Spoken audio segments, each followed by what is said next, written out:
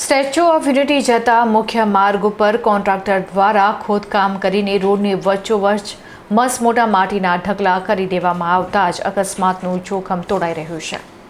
વિશ્વની સૌથી ઊંચી પ્રતિમા સ્ટેચ્યુ ઓફ યુનિટીને જોડતા ડભોઈના મુખ્ય માર્ગ ઉપર તંત્ર અને કોન્ટ્રાક્ટરની ગંભીર લાપરવાહી સામે આવી છે।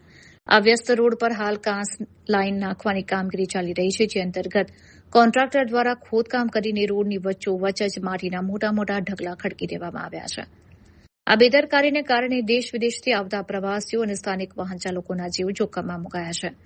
નિયમ મુજબ રોડ પર કામ ચાલતું હોય ત્યારે વાહન ચાલકોની સુરક્ષા માટે ચેતવણી દર્શાવતા સાઇનબોર્ડ, રેડિયમ સ્ટીકરો અથવા લાલ કલરની સેફટી લાઇટ મૂકવી અનિવાર્ય છે। જો કે આ સ્થળે આવી કોઈ જ તકેદારી રાખવામાં આવી નથી। રાત્રેના અંધારામાં દૂરથી આ માટીના ઢગલા દેખાતા નથી, જેથી ગમે ત્યારે જીવલેણ અકસ્માત થવાની પૂરેપૂરી સંભાવના છે।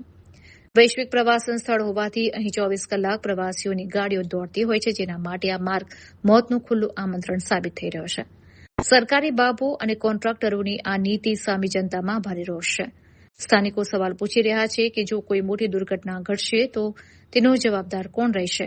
જો તંત્ર હજી પણ આંકડા કાન કરશે તો આવનારા દિવસોમાં આ માર્ગ લોહિયાળ સાબિત થઈ શકે છે।